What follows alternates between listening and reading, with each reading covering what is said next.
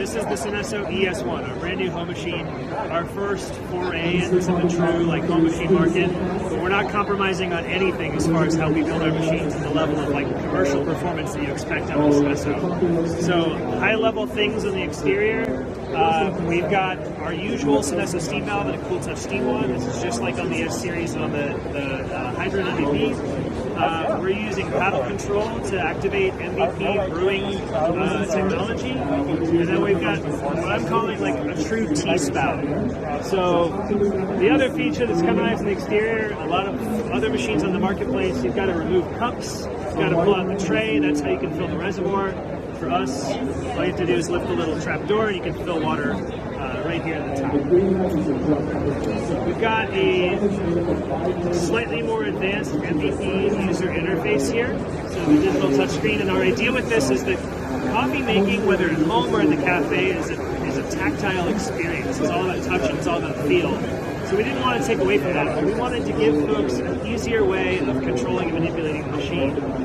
So with the digital touchscreen, we've got this new interface. We've got, you read it at the home screen by presets and manual. Everybody's going to probably start in manual mode. It's very intuitive to use, and so the instructions are very clear. If I go to the right, I can purge the. If I go to the left, I'll start an extraction, and I'll put something in here to catch water. If I go to the left, the first thing it's going to do is go into Pre-Infuse. This is the new interface here, so we're at 3.5 bars is our pre-infuse pressure. That's digitally programmable. Bump it again, and I'm going to go to infuse mode. It's going to take us up to 9. That's controllable by the traditional rotary vane pump. When I want to ramp down, I bump it again, and we're going to go to the ramp down, and it's going to drop down to 7 bars of pressure. We're ready to stop. We can stop. And it's going to show us a summary, and in the summary we're going to see the temperature, our time, and then also the flow count out through the flow meter. If I want to get really nerdy, I can hit the little, show me a graph of water flow and pressure over time.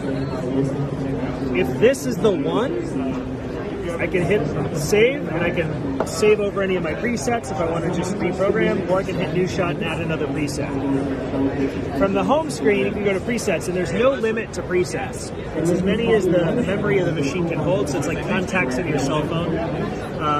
If you wanted to, for workflow reasons, change where the presets are located, all you got to do is just kind of drag and drop and it'll reposition. You can also sort by newest or alphabetical.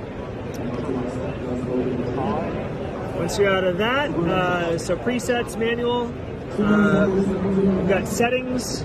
If a user needs some help but they want to get to the manuals, there's a QR code for taking you online to that. We've got digital gauges built into this machine. So we have a new kind of unique advanced architecture to our dual boiler system. So our coffee boiler is actually only running at 155 degrees Fahrenheit. We're at 265 on the steam boiler. The steam boiler is actually a quite large steam boiler for a home machine. And in it is a new heat exchange coil. So the heat exchange coil is creating superheated water, same with the lower temperature water from our brew boiler. That's being controlled by a mix valve. And digitally we're controlling temperature that's going to the actively heated brew pet here for temperature stability. So we're getting precise temperatures through the brew. We're doing this on a lower amount of power.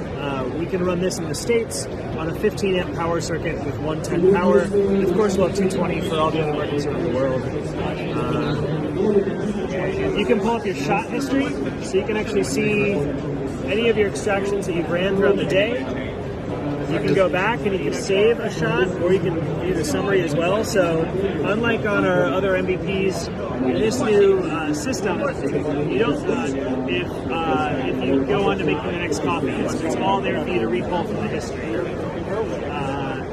I mentioned T-tap earlier, so the T-tap out of the spout, you can actually control the dispense volume through the flow meter, as well as the temperature, anywhere within a normal tea to pour over coffee range. So tea drinkers are not left behind with this machine. You can actually do green teas or white teas, and you can brew, dispense water into your brewer with this, so there's no need for necessarily like an extra hot water kettle.